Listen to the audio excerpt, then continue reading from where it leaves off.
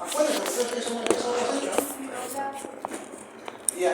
Tiene en común, todos tienen una célula, ¿no? Una célula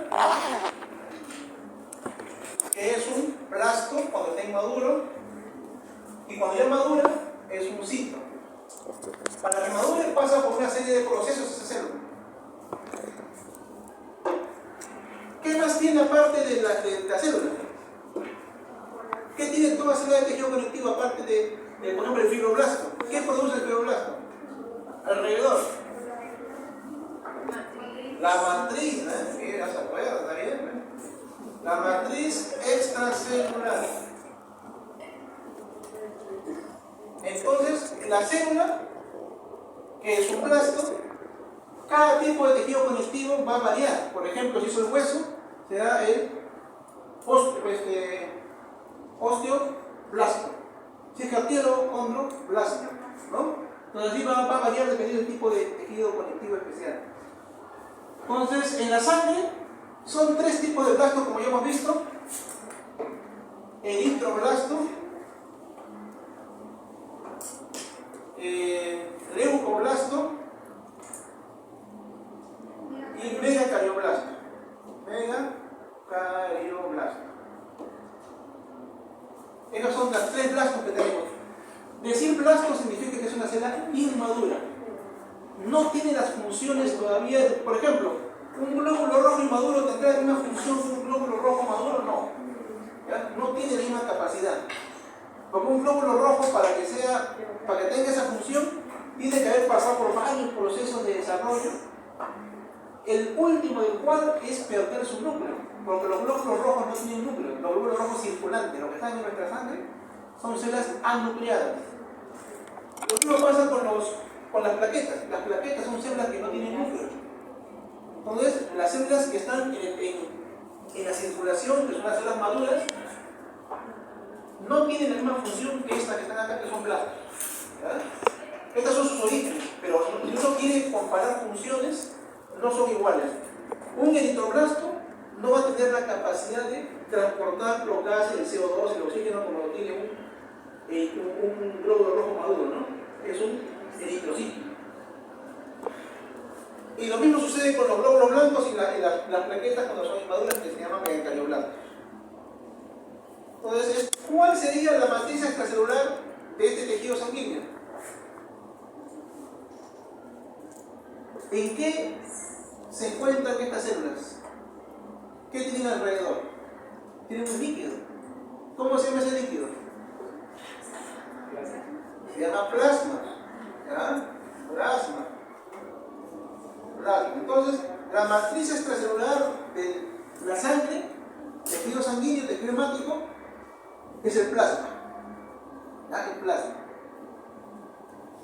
Que muchas veces es confundido con otra sustancia que es parecida al plasma, se llama suero. ¿Ya? Suero. Entonces, el plasma y el suero parecen iguales, pero no son iguales. El suero es diferente. El suero no tiene los factores de población, el fibrinógeno, ¿no? Mientras que el plasma, además de tener el fibrinógeno como un factor importante en la población, lo mismo que el plasma tiene proteínas, las globulinas, ¿no? Las albúminas están en la sangre, disueltas en el plasma. Los anticuerpos están circulando por la sangre. Los elementos del endosistema inmunológico, por ejemplo, el complemento, está por la sangre, es el plasma, ¿no? Entonces van a haber ciertos elementos que están en el plasma, además de las células, ¿no? Entonces, las células son los blastos que cuando maduran se convierten en cito, y el líquido que lo rodea es la matriz extracelular. Es una matriz extracelular líquida que se llama plasma. ¿Ah? La matriz extracelular es el plasma.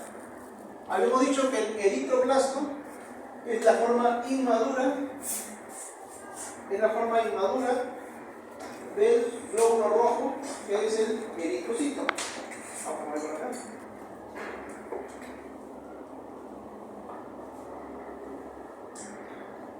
El leucoblasto del leucocito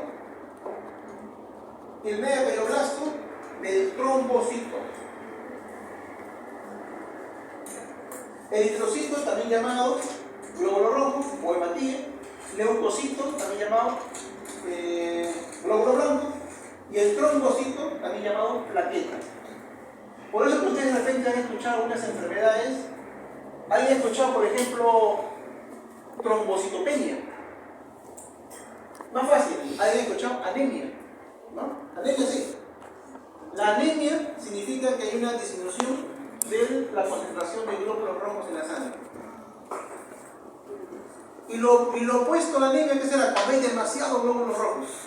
También existe. Existen en relación a los glóbulos rojos, los glóbulos blancos y las plaquetas, existen problemas en los cuales hay muy poquitos o problemas donde hay muchos. Cuando hay muy poquitos se llama anemia, glóbulos blancos, glóbulos rojos. Cuando hay demasiados glóbulos rojos le llamamos policitemia. Policitemia. Es decir, personas que tienen hemoglobina 18, altas hemoglobinas, policitemia. ¿Y por qué es tan importante conocer eso? Porque las personas que tienen policitemia, o sea, tienen una sangre con demasiados glóbulos rojos, su sangre es muy espesa. ¿Y qué pasa cuando la sangre es muy espesa? Circula muy lentamente y las personas se agitan.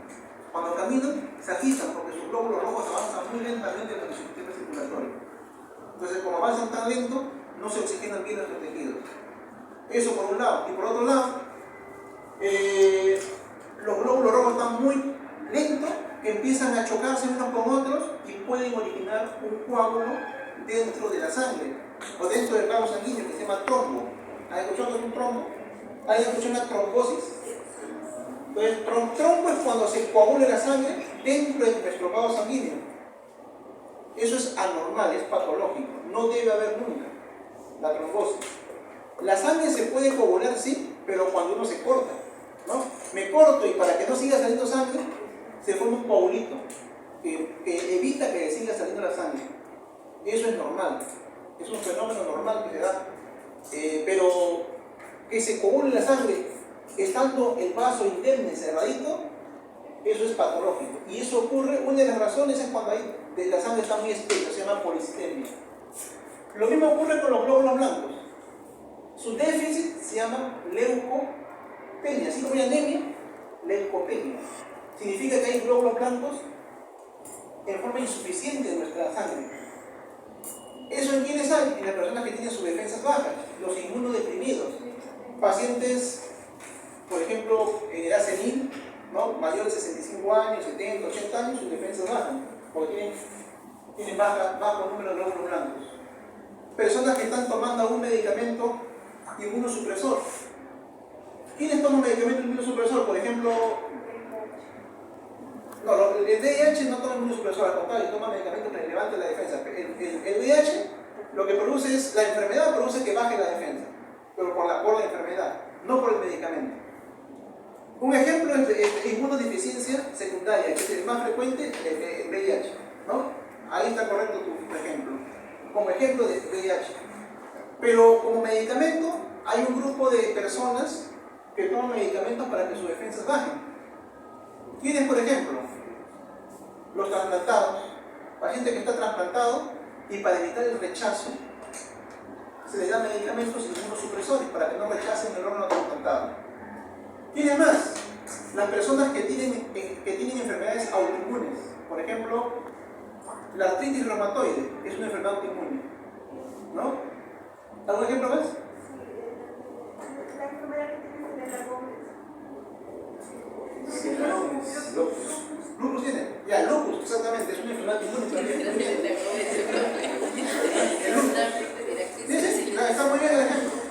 Entonces, el lupus es una enfermedad inmune. La vasculitis es una enfermedad inmune. Hay una enfermedad en la cual la boca se seca porque las glándulas salivares no producen saliva. Se llama síndrome de Sjögren. Hay otra enfermedad en la cual nuestras defensas atacan a la glándula tiroides, produciendo hipotiroidismo, y es muy frecuente. Se llama tiroiditis de Hashimoto, ¿no? Entonces, eso pone de repente a alguien que está acá, ¿no? Porque es una enfermedad muy común, la tiroiditis de Hashimoto.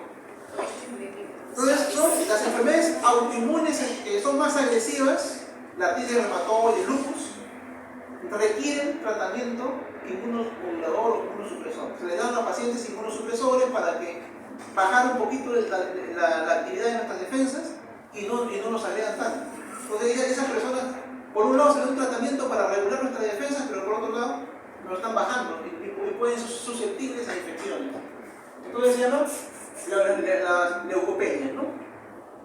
Y cuando hay demasiados glóbulos blancos, se llama leucocitosis. Leucocitosis. ¿Quiénes tienen leucocitosis? Más frecuentemente las infecciones. Cualquier persona que tenga una infección, ¿no? Cuando tenemos infecciones de cualquier tipo, vamos a ver que hay un incremento en el glóbulo blanco, el número de glóbulos blancos. En algunas infecciones se incrementarán los eosinófilos, en otras infecciones se incrementarán los linfocitos, en otras infecciones se incrementarán los neutrófilos, porque tenemos dentro de los leucocitos tenemos varios tipos de glóbulos blancos. Entonces tenemos glóbulos blancos, acá vamos a ver otra vez, los neutrófilos, que son los más abundantes. Estos neutrófilos se incrementan en nuestro cuerpo cuando tenemos una infección bacteriana. Por ejemplo, una neumonía bacteriana hace que haya un incremento de neutrófilos. Un absceso, o sea, se forma pus dentro de algún lugar, porque por ejemplo, si una muela se picó y no tuvo precaución y se formó pus, eso se llama absceso. El incremento de un absceso, por acumulación de pus en algún lugar de nuestro cuerpo, va a producir incremento de neutrófilos. Entonces, las neutrofilias, que es el incremento de los neutrófilos, va a ocurrir cuando hay infecciones bacterianas. ¿Ya? Infecciones bacterianas.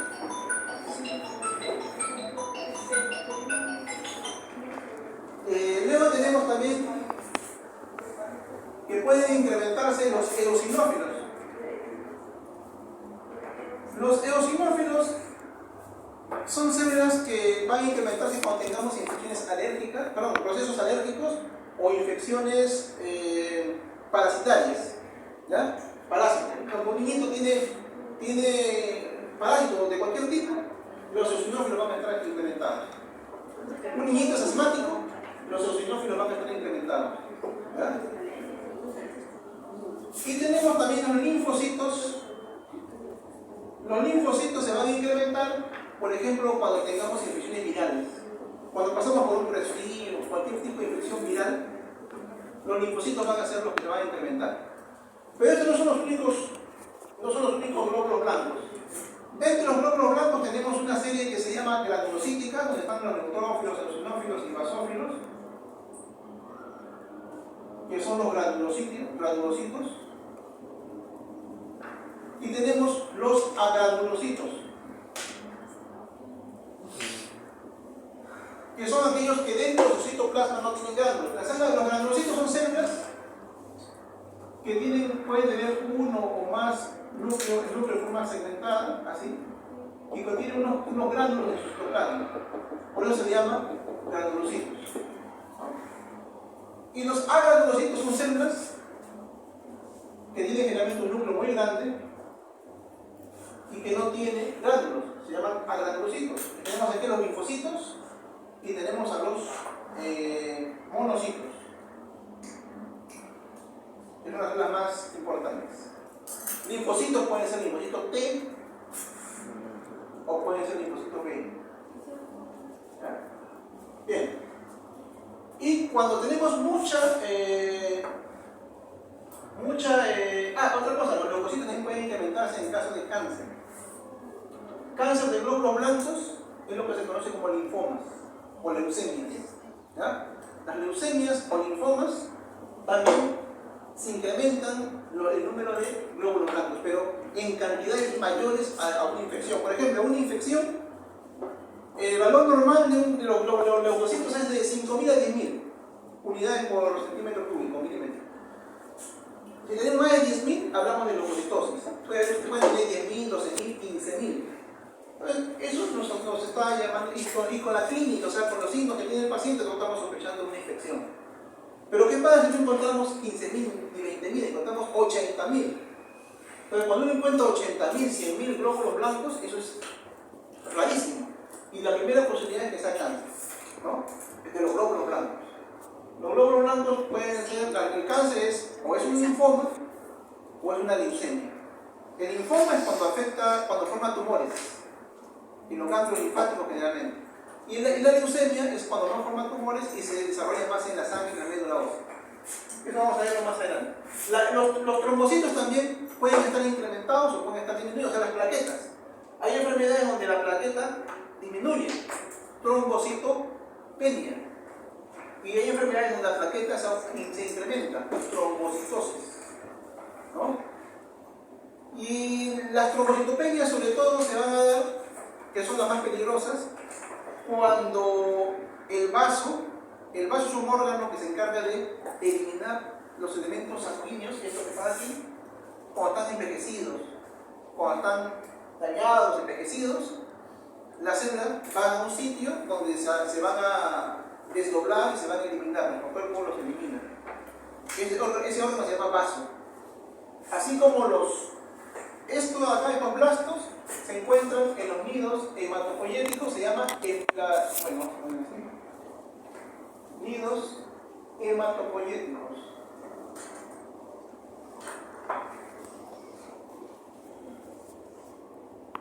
Los nidos hematopoyéticos son los lugares donde se encuentran las células inmaduras, donde se van a formar los elementos de la sangre, las células. Pero también hay sitios donde las células mueren, ¿no? Y ese lugar es el vaso, ¿no? El vaso. El vaso donde todas estas células que ya cuando están envejecidas, porque las células tienen un tiempo de vida. Tienen un tiempo de vida. Entonces, pasa un tiempo de vida, la célula está viejita, tiene ciertas características que las hace menos flexibles, y fácilmente son fagocitadas y eliminadas de la circulación. Eso ocurre en el vaso, ¿ya? Entonces, cuando nuestro vaso está muy activo y destruye mucho las plaquetas, eso se llama trombocitopenia. Y eso ocurre también en una enfermedad autoinmune que se llama trombocitopenia idiopática, ¿no? Entonces, eso es también es una enfermedad en la cual específicamente se eliminan a las plaquetas de nuestro cuerpo en exceso, ¿no? Y después del tratamiento, que da el tratamiento en ectomía, significa que esas personas le sacan el vaso. Si ya no hay vaso, entonces ya nuestros glóbulos, nuestras plaquetas no van a ser eliminadas tan rápidamente. ¿Y la persona normal vive sin vaso? Sí, puede vivir sin vaso. Porque el vaso tiene función para destruir estos glóbulos, pero también el hígado puede hacer. Hemorragia es cuando el vaso está. Así es. ¿Y por qué se produce ese agrandamiento? Porque se acumula de demasiadas células muertas. ¿Y es porque la persona está mucho combatida con enfermedades? No, es porque es una enfermedad autoinmune. Entonces el vaso empieza a destruir específicamente a demasiadas plaquetas. Así como el lupus es una enfermedad autoinmune que nuestras defensas empiezan a atacar nuestro tejido conectivo y empieza a poner diferentes manifestaciones. La artritis de Hashimoto, nuestras defensas atacan a la tiroides. En la trombocitopenia idiopática, el vaso ataca específicamente a las plaquetas. Entonces empieza a capturar plaquetas y se empieza a destruir. Y eso hace que el vaso empiece a aumentar de tamaño, porque esas plaquetas se van acumulando en el vaso. El vaso no tiene la capacidad para destruirlas tan rápidamente. Entonces se empiezan a acumular, y el vaso empieza a crecer. Eso se llama esplenomegalia. Tratamiento, sacar el vaso, ¿no? Se llama esplenectomía, ¿no? Eso es cuando hay exageradamente, ¿no? Eso es trombocitosis. Y trombocitopenia es cuando, eso es trombocitopenia. Y trombocitosis es cuando hay demasiadas plaquetas. Cuando hay demasiadas plaquetas también exponen a que haya más fácilmente la coagulación y más fácilmente se formen coágulos, o sea, trombos. Entonces eso ocurre con las células maduras. Y las células maduras las vamos a encontrar en la sangre exclusivamente, siempre y cuando sean los glóbulos rojos y las plaquetas. Las plaquetas y los glóbulos rojos los encontramos exclusivamente en la sangre. O sea, es anormal encontrar glóbulos rojos fuera de la sangre. Glóbulos rojos maduros. es anormal encontrar plaquetas fuera de la sangre. Pero los glóbulos blancos, sí. Por acá. Los glóbulos blancos sí los podemos encontrar en el tejido. ¿Dónde? ¿En qué tejido? ¿Dónde ocurre la reacción inmunológica en nuestro cuerpo? Primera barrera de defensa, epitelio. La segunda barrera de defensa viene a ser nuestro sistema inmunológico. ¿Y dónde ocurre el encuentro de los agresores con nuestro sistema inmunológico? ¿En qué tejido? Conectivo. ¿Ah? Entonces el tejido conectivo. Entonces es normal encontrar glóbulos blancos en el tejido conectivo. ¿Por qué? Porque en el tejido conectivo llega un agente agresor, una bacteria, un virus, un parásito, un ácido, cualquier agente externo que nos agreda, puede ser químico, puede ser una radiación, llega al tejido conectivo y automáticamente se activan una serie de señales que atraen a los glóbulos blancos. Si es un parásito, llegan eosinófilos. Si es virus, llegan linfocitos, ¿no? Si son bacterias, llegan neutrófilos, ¿no? Entonces, ¿y eso por dónde llegan? Por los vasos sanguíneos, por los capilares. Los vasos sanguíneos y los capilares son las carreteras que hacen que lleguen nuestras células. Entonces, llegan las células, se salen del vaso sanguíneo y ingresan al tejido conectivo. Y en el tejido conectivo, ¿cómo se encuentran estas células? Adicionalmente, los linfocitos B van a producir o van a madurar o van a diferenciarse en otro tipo de células, que son las células plasmáticas. ¿Qué son las células plasmáticas? Son las células que producen anticuerpos. Las inmunoglobulinas o anticuerpos, que es lo mismo, son producidas por las células plasmáticas. ¿De dónde derivan las células plasmáticas? De los linfocitos B. ¿Ya? Los linfocitos B producen células plasmáticas y las células plasmáticas sintetizan y producen las inmunoglobulinas o anticuerpos. Cuando nosotros nos ponemos una vacuna, lo que estamos haciendo es estimular a nuestro sistema inmunológico para que produzca anticuerpos, ¿no? Eso es lo que estamos. ¿Y quién produce los anticuerpos? Las células plasmáticas, ¿no? ¿Y de dónde derivan las células plasmáticas? De los linfocitos B, ¿no? Entonces, estas células sí podemos encontrarlas en el tejido conectivo. En el tejido conectivo normalmente no hay sangre. Si encontramos sangre en el tejido conectivo, eso es una hemorragia. Eso no es normal. Si encontramos plaquetas en el tejido conectivo, también eso es anormal. Significa que se ha roto el vaso sanguíneo y ha salido la plaqueta al exterior. Pero los glóbulos blancos sí es normalmente los podemos encontrar. Es más, hay algunas células que son residentes del tejido conectivo, que nacen en la médula ósea, se convierten en una célula circulante y luego salen al tejido conectivo y ahí radican toda su vida. ¿Quiénes son esas? Los derivados de los monocitos. Los monocitos están en la sangre solamente.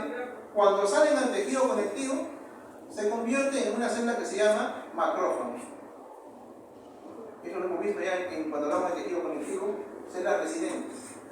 Los macrófagos son células del tejido conectivo, pero que derivan del monocito sanguíneo, ¿ya?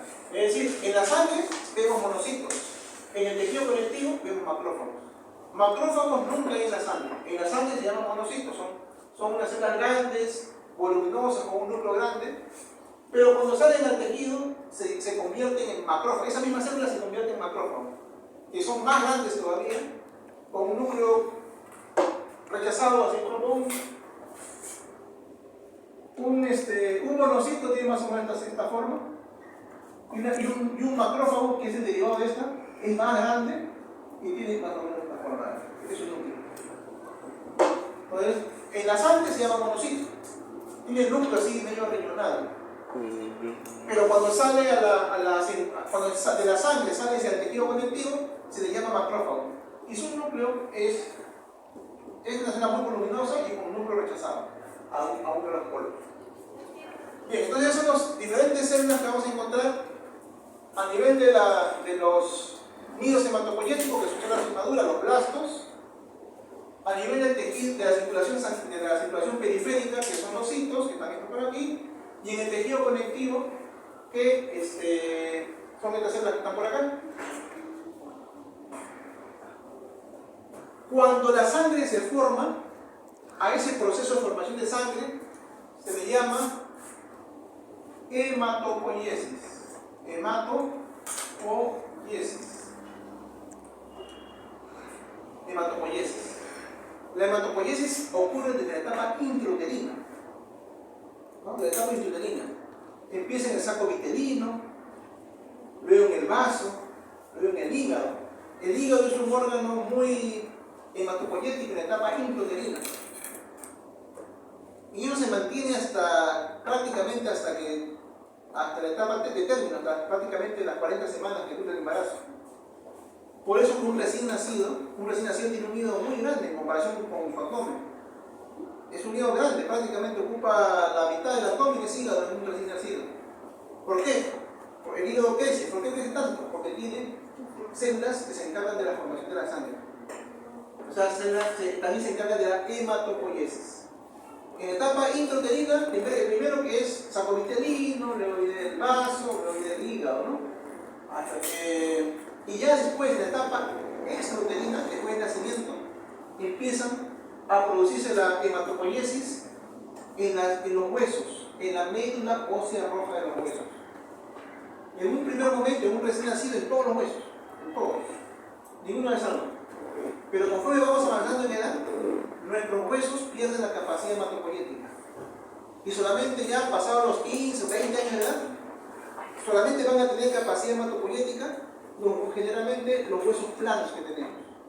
El esternón, los huesos de la pelvis, ¿no?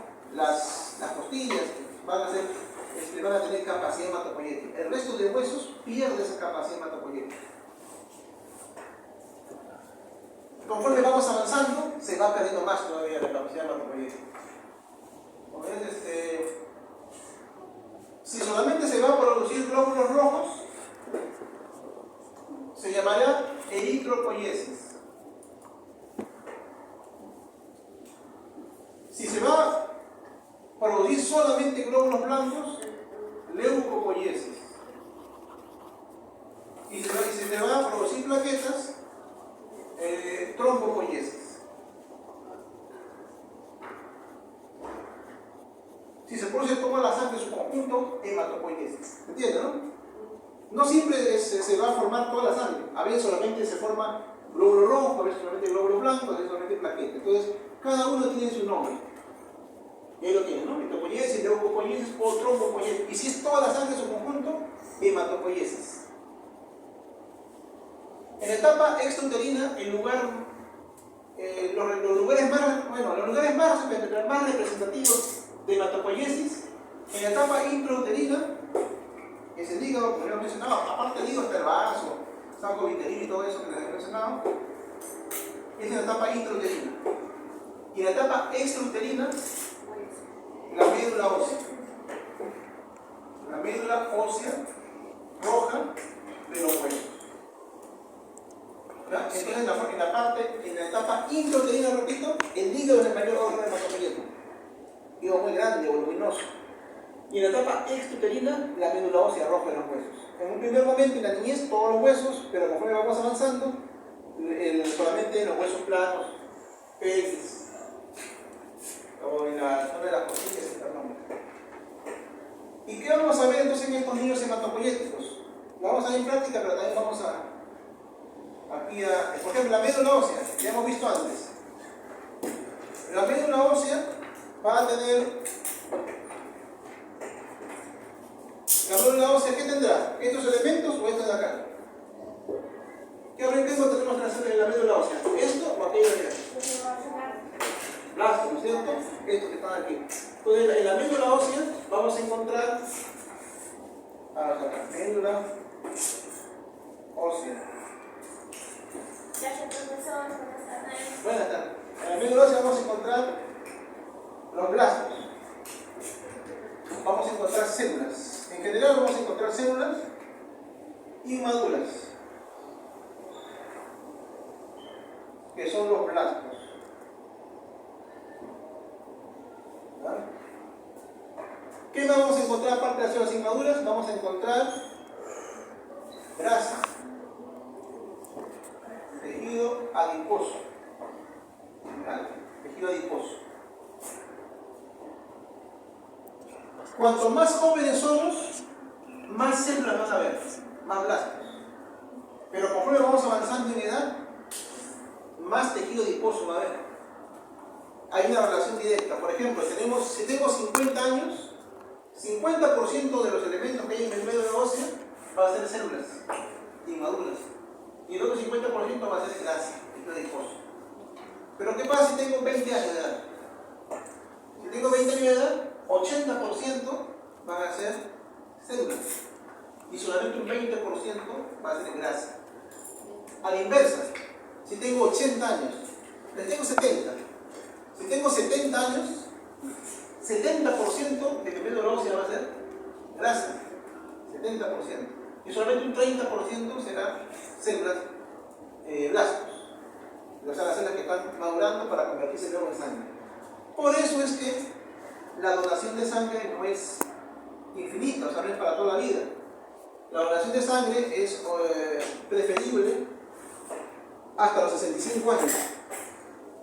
Pasados los 60 años, pasados los 60 ya empiezan a hacer problemas, no quieren que donen. A veces, en forma, hasta los 65 te permiten donar, ¿no?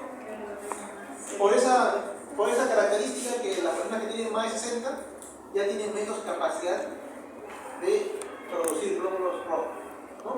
Entonces siempre hay el temor que se puedan descompensar, que les va a pasar, ¿no? Para evitar reclamos, complicaciones, problemas, entonces se sugiere que donen personas menores de 60 años. A veces cuando no hay donantes hasta 65 permiten. ¿Por qué? Porque hay mucha grasa y pocas células. ¿Ya? Y profesor, cuando la paciente sí cumple con la edad y todo, pero no con el peso, porque ¿Con el peso? No son muy flaquitos. sí. Claro, porque si hay desnutrición, pues no aplica.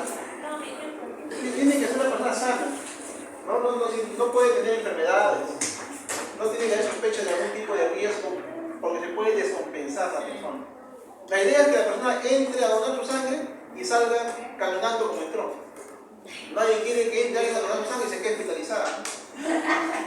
Entonces, por eso es que se toman precauciones para que no ocurra eso. Bien, entonces, ¿cómo examinamos la sangre del médula ósea? La observamos en biopsia. Es la única forma.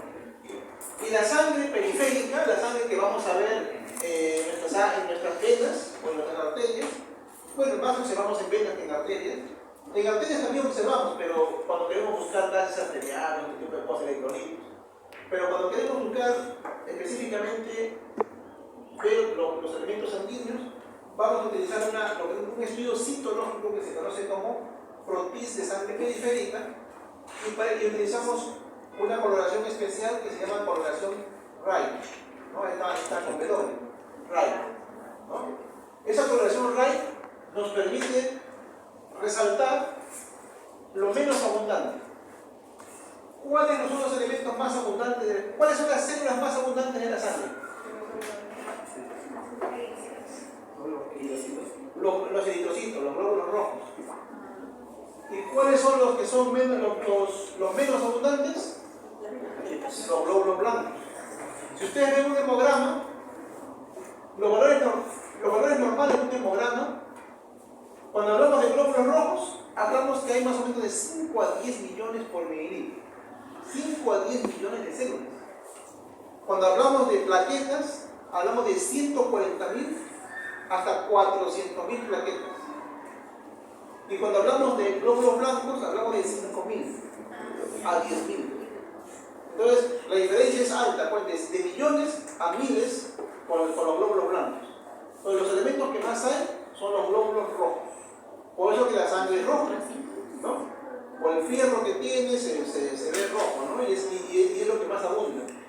Cuando uno deja la sangre en un tubo, se separa la sangre del tubo y se forma hacia abajo se va la parte celular, que es roja, los hematíes, y hacia arriba se va el plasma. Y en la mitad, justo en la mitad del tubo, cuando uno examina un tubo y lo centrifuga o simplemente lo deja reposar en un tubo de ensayo, supongamos que hasta acá está la sangre, esto de acá es del 100%. ¿Ah?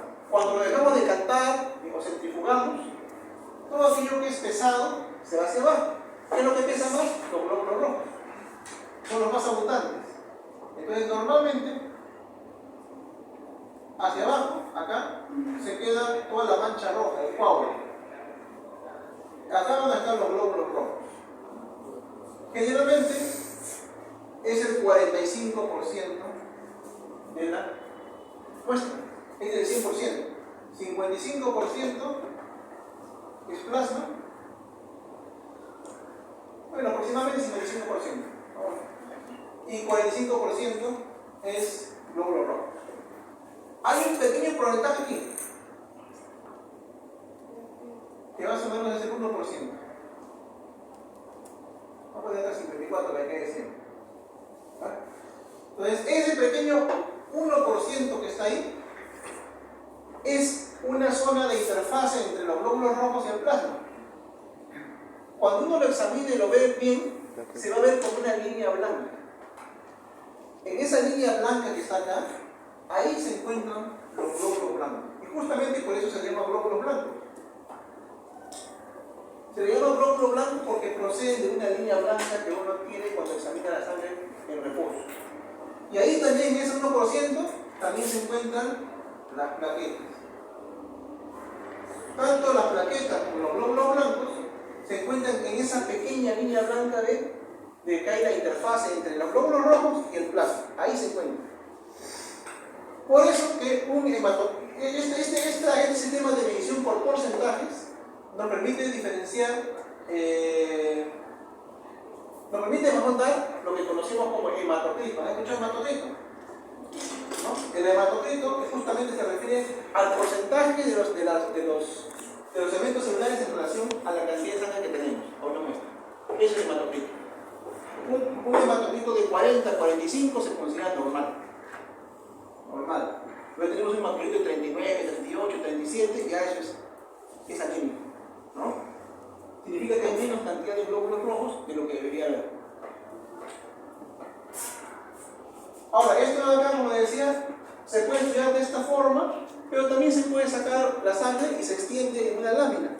Y lo coloreamos y hacemos un estudio microscópico. Eso se llama la coloración Wright. Rápidamente vamos a hacer esto. Y se hace un extendido. Eso es histológico, eso no es histológico, porque no es un tejido. O sea, no estamos viendo un tejido estructurado, sino estamos viendo una muestra que está desplazando entre dos láminas como un Papa Nicolau. La coloración es Wright, como le decía. Vamos a dar más aumento, miren cómo vamos a ver. Y aquí se van diferenciando las células. Lo que más predomina que son los rojos, que son hematíes. Los glóbulos rojos periféricos no tienen núcleo. Por lo tanto, se van a ver de una forma. Vamos a ver está un poquito acá mejor. Acá ya es mejor. Este ya es algo más condensado. Miren, acá vamos a verlo. ¿Qué es lo que más predomina acá? Glóbulos rojos. Los glóbulos rojos son esas manchitas bolitas eosinófilas. No tienen núcleo, los núcleos normalmente son basófilos, no tienen núcleo. Y eso, si vemos aquí una lámina, esto coincide con el tubo de ensayo. Tubo de ensayo, lo que más hay es glóbulos rojos. ¿Cuál es lo segundo que más hay, aparte de los glóbulos rojos? Son las plaquetas de hecho que va de 150.000 a 400.000. Y acá vemos algunas plaquetas. ¿Cuáles son las plaquetas? Esas manchitas azules. Entonces, estas manchitas azules que están, por ejemplo, acá, esas son las plaquetas. ¿Ya? Entonces, vemos muchos glóbulos rojos y vemos unas cuantas manchitas azules. Entonces, los glóbulos rojos se cuentan en millones, 5 a 10 millones. Las plaquetas en miles de 150.000 a 400.000, y aquí aparecen las plaquetas, pero no aparece ningún glóbulo blanco. ¿Por qué? Porque son más escasos, son de 5.000 a 10.000 nada más. Entonces, para poder verlo tengo que ampliar, amplío, y aquí empezaron a aparecer recién los glóbulos blancos. ¿Ven? en un campo más amplio, donde hay más glóbulos rojos, donde hay más plaquetas, ahí recién empezaron a aparecer los glóbulos blancos. 1, 2, 3. Y aparecen los glóbulos rojos, los glóbulos blancos más abundantes de la sangre. ¿Cuáles son los glóbulos rojos, los glóbulos blancos más abundantes de la sangre? Los neutrófilos. Estos son neutrófilos. ¿Ves? Donde voltea hay neutrófilos. Vamos a darle un aumento a uno de ellos. Un neutrófilo es una célula granulocítica. Van a ver que tiene unos granulitos muy chiquitos, muy finitos, que se llaman neutrófilos, porque los granulitos son pequeñitos y digamos que son neutros, porque no son muy evidentes, pero ahí están como unos puntitos chiquititos. Y su núcleo es un núcleo segmentado. Puede tener de 2 hasta 5 segmentaciones. Cada segmentación es esa bolita que ustedes ven ahí. Esa es una bolita, acá tiene 3 segmentaciones. Es un núcleo segmentado, puede tener hasta 5. Y es un neutrófilo. Son mucho más abundantes de todos los glóbulos blancos, son los más abundantes. Es un granulocito. Es un granulocito. Entonces, mire, voy avanzando, voy haciendo más aumento. Y aparece, miren, ¿qué apareció? Apareció una célula que es la segunda que sigue en importancia, en frecuencia, este de acá. Es un linfocito. Los neutrófilos más o menos son el 75% de los glóbulos blancos. Los linfocitos son más o menos el 25%. Un 70% y el otro 25%. ¿No? Hay más 70, 75%, el otro más o menos 20, 25%. Pero los que en segundo lugar vienen después de los neutrófilos son los linfocitos. Linfocito T y linfocito B. No podemos saber cuál es T o B. Morfológicamente no se puede. Para poder saber, habría que hacer correlaciones especiales de histoquímica. Generalmente se dice que los linfocitos más grandes son los T, pero los B. Los B son más grandes y los T son más pequeños. Entonces, este como es grande, sería un B. ¿Ya? ¿Cómo yo diferencio grande de pequeño? Lo comparo con el glóbulo rojo. Si son mucho más grandes que el glóbulo rojo, posiblemente sea un linfocito B. ¿No? Y si más pequeño sería el T. Ahora, acá apareció, miren, algo que también, este es un eosinófilo. Es un granulocito, ahí tienen gránulos rojitos. Por lo que los gránulos son rojitos, se le llaman eosinófilos. ¿Ya? Eosinófilos. También tiene núcleos segmentados. Entonces, el que está al costado es un neutrófilo y este acá también es un eosinófilo. El eosinófilo se incrementa cuando hay parásitos, como las personas asmáticas o alérgicas. A ver, basófilos, pero más rápido, son más raros los basófilos. Se llaman basófilos porque tienen gránulos de un color por ahí, o sea, por eso se llama basófilos. Los eosinófilos porque sus gránulos son rosados y los basófilos porque sus gránulos son morados. Los basófilos se activan más en los estados de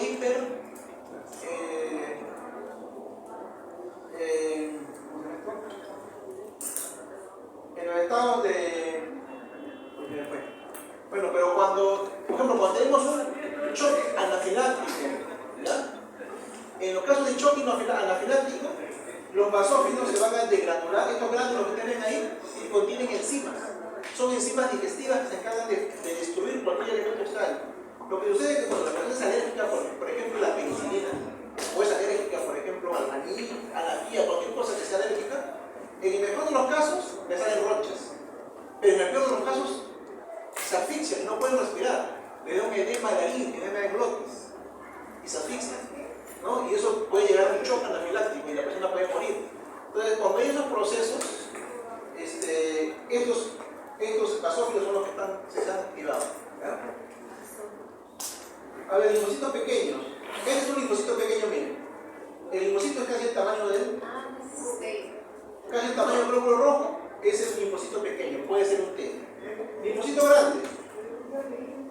¿Ven? Más grande que el glóbulo rojo. Monocitos.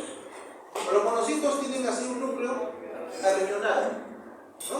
Son células grandes, pero con el núcleo arriñonado, es un monocito. ¿Cuál es la importancia del monocito? Que el monocito cuando sale al exterior se va a transformar en el macrófago o histiocyto. ¿Ya? Bien, entonces eso es lo que tenemos que ver en relación a la sangre periférica. Y acá están los diferentes células que se ven. Glóbulos rojos, las plaquetas, neutrófilos, miren, diferentes tipos de neutrófilos, eosinófilos, diferentes tipos de eosinófilos, basófilos, linfocitos pequeños, linfocitos grandes y los monocitos. Esos son todos los elementos que vamos a ver en la práctica, también lo vamos a ver. Bueno, y en la sangre periférica ya vamos a ver en la práctica cómo se van a ver los glóbulos rojos, los glóbulos blancos inmaduros, ¿ya? En los niños hematopoyéticos. Tenemos una lámina de hueso trabecular o hueso esponjoso, y también tenemos una lámina de hígado fetal para poder verlos. ¿Ya? En la práctica vamos a ver cómo hay. Muy bien, acá nos quedamos. ¿Alguna pregunta?